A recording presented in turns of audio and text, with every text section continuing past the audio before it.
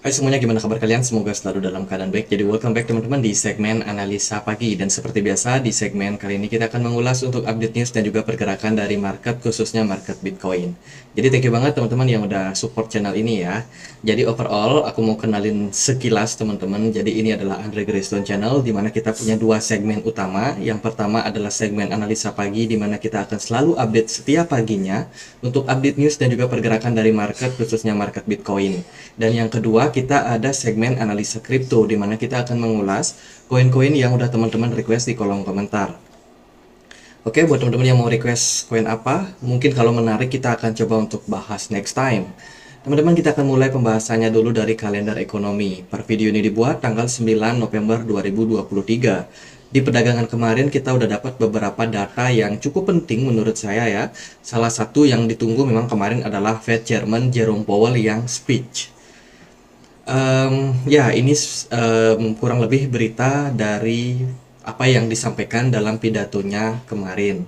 Jerome Powell mengatakan, wah ini mau melakukan warning untuk ke para analis atau peramal teman-teman untuk memperhatikan apa yang mereka sampaikan. Jangan sekedar memberikan harapan untuk market, karena belakangan ini kabarnya perekonomian itu berubah, berbeda daripada forecastnya mereka, forecastnya The Fed ya, karena banyak analis yang bikin FOMO ataupun bikin ketakutan berlebih di market, sehingga itu merubah atau mempengaruhi tindakan dari pelaku pasar.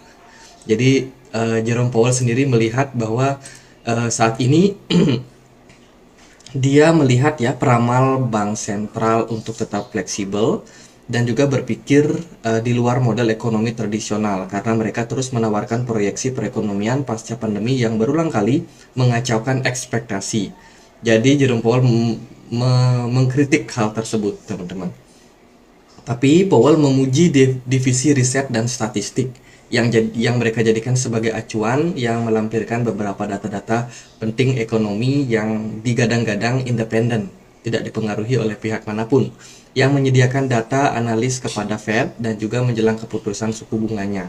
Pada konferensi ini untuk merayakan tahun ke-100 divisi tersebut atau divisi statistik dan juga riset mereka.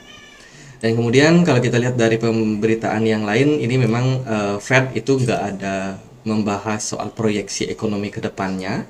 Tapi Fed mencatat bahwa perkiraan divisi tersebut memerlukan ketelitian intelektual yang lebih tinggi. Ia menekankan bahwa hal ini harus dikombinasikan dengan fleksibilitas dan juga ketangkasan.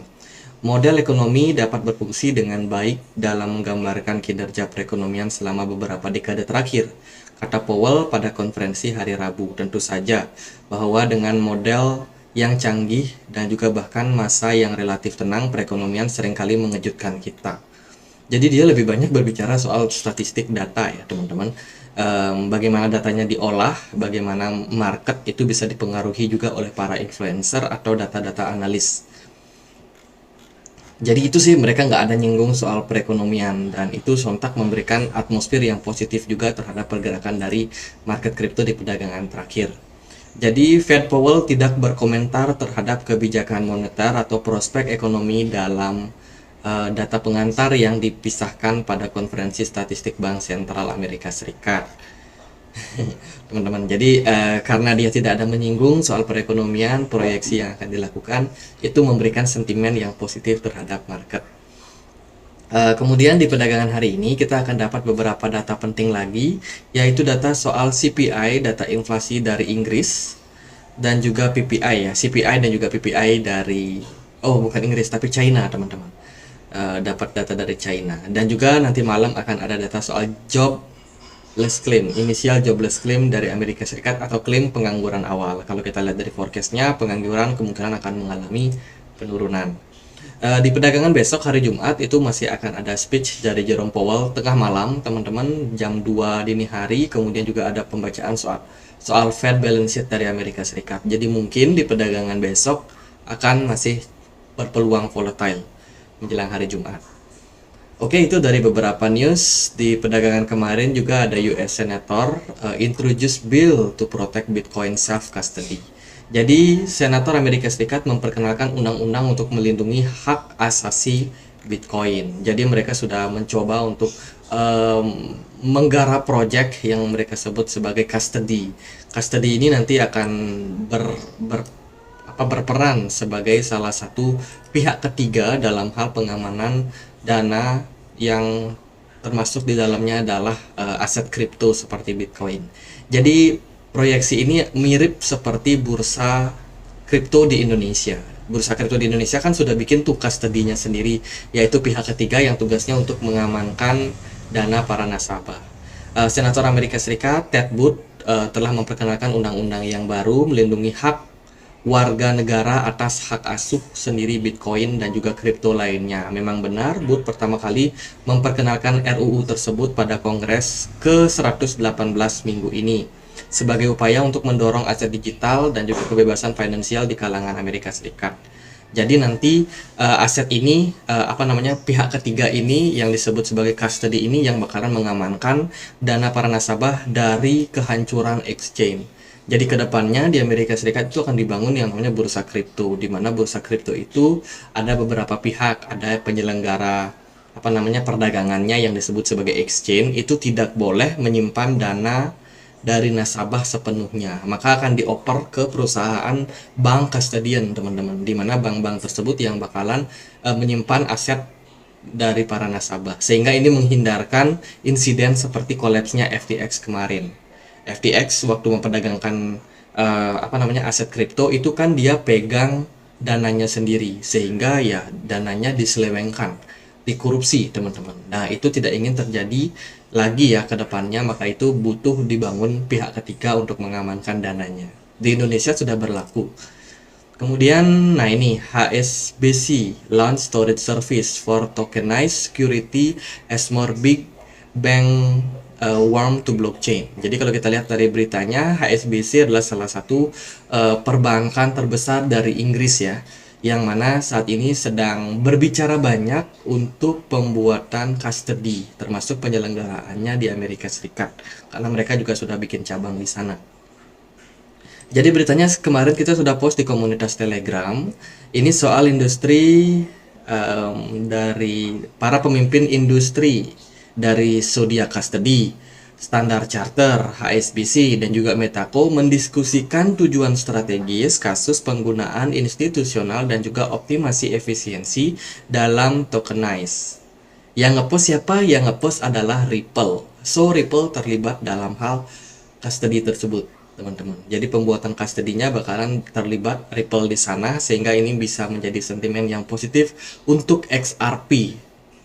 Jadi boleh tuh teman-teman pantau ya XRP, karena ini beritanya cukup bagus sebenarnya untuk ekosistem XRP atau Ripple untuk kedepannya.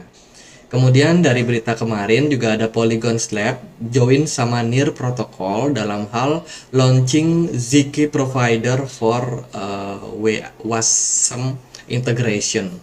Jadi kabarnya Polygon sama Near Protocol ini sama-sama berkolaborasi dalam hal pembangunan ekosistem ZK WASM. Ini adalah sebuah protokol yang kedepannya bisa mengintegrasikan Polygon dengan blockchain lain. Contohnya adalah Near Protocol. Dengan adanya ZK WASM ini akan membuat ekosistem keduanya menjadi sama-sama positif. Jadi mereka akan sampaikan nanti konferensinya di pertemuan Lisbon tanggal 7 sampai 10 November. Jadi good news teman-teman untuk Near dan juga Matic ya. Kayaknya Matic sekarang udah naik ngepam lumayan signifikan loh. Kemudian dari berita yang lain, ini ada beberapa analis dari ETF analis teman-teman. Eric Bakulnas sama James C. Farr, mereka berdua memprediksi bahwa akan ada potensial yang lebih besar Bitcoin ETF bakalan mendapatkan approval. Ya, ini mereka sampaikan ada 12 ETF spot Bitcoin yang bakalan mendapatkan approval, termasuk di dalamnya ada Grayscale yang salah satu terbesar teman-teman dan memiliki chance sekitar 90% untuk mendapatkan approval pada Januari tanggal 10. Jadi tahun depan, teman-teman. Jadi apakah good news atau enggak ya nggak tahu juga teman-teman. Semoga aja memang good news dan positif buat market kripto. Satu lagi kemarin kita udah posting di komunitas Telegram kita, ada Vanguard manajer investasi terbesar kedua di dunia yang baru aja memperkirakan bahwa Fed tidak akan memangkas suku bunganya sebelum pertengahan 2024. Ya, itu ramalan dari Vanguard dan kita udah posting semuanya di komunitas Telegram. Buat teman-teman yang mungkin mau join di komunitas Telegram kita, semuanya gratis, tidak ada grup VIP berbayar, tidak ada sinyal, semua news-news aku posting di Telegram. Teman-teman buat yang punya Telegram silahkan untuk cek link yang ada di kolom deskripsi. Kita akan lihat gimana pergerakan dari Bitcoin di perdagangan hari ini. Bitcoin so far tetap sustain bertahan di kisaran 35.400. Market kayaknya masih diolah nih, teman-teman, masih dimanipulasi pergerakannya, naik dan turunnya cenderung sebenarnya sih sideways ya untuk Bitcoin. Kayaknya lagi nunggu sebuah indikasi either itu positif atau itu negatif, ya nggak tahu juga teman-teman, tapi indikasi tersebut bisa jadi akan memberikan impact terhadap pergerakan dari market. Ya kalau kita lihat dari pergerakan Bitcoin sih so far masih tetap strong teman-teman, dengan bertenggernya di poin 35.500 ini menunjukkan bahwa Bitcoin sekarang masih dalam fase yang cukup kuat ya. Dengan level support yang kalian bisa perhatikan dalam jangka waktu pendek, support terdekatnya ada di kisaran 33.900 sampai 34.000, dengan support kuatnya ada di kisaran 31.300. Kalau dari saya pribadi, ketika koreksi dalam, ekspektasi saya sih turun cukup dalam ya ke 31.300. Kalau memang itu terjadi, maka itu adalah hal positif buat teman-teman yang mungkin mau melakukan akumulasi pada Bitcoin. Kemudian kalau kita perhatikan juga, smart money masih tetap sustain bertahan di Bitcoin, which is ini sebenarnya sinyal yang cukup positif. Di perdagangan kemarin kita sudah sempat ulas juga bagaimana US dollar mungkin akan berpengaruh sama pergerakan dari market. Kemarin US dollar sempat mengalami penguatan. Saya sedikit meng-highlight kalau di level kisaran 106,7 itu ada gap, ada celah kosong di sini yang belum ketutup. Biasanya gap itu akan ketutup cepat atau lambat. Kalau dalam jangka waktu pendek dia ketutup, maka akan ada potensial untuk indeks dolar mengalami penguatan. Kalau indeks dolar mengalami penguatan, maka siap-siap Bitcoin akan koreksi. Tapi kalau ternyata tidak, ya bisa jadi Bitcoin malah maksudnya indeks dolar kembali terkoreksi. Kalau kita lihat sih dari indeks dolarnya, smart money-nya nggak ada yang tertarik untuk masuk, teman-teman. Jadi ada potensial juga untuk indeks dolar kembali melakukan penurunan, dan bila itu terjadi, maka beberapa aset yang sifatnya bertolak belakang seperti gold, saham ataupun Bitcoin mungkin akan dapat momentum untuk positif kembali. Dari BTC Dominance masih dalam proses penurunan.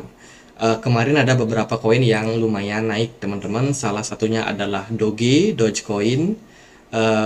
Kemudian GRT kemarin koreksi ya, terus juga ada ARB yang juga udah melanjutkan fase koreksinya. Kaspa udah bikin all time high baru teman-teman, menguat terus harganya. Kemudian XRP yang sudah sempat naik juga akhirnya kemarin mengalami koreksi. Kemudian Solana juga lawan arus di perdagangan kemarin, hari ini koreksi tipis.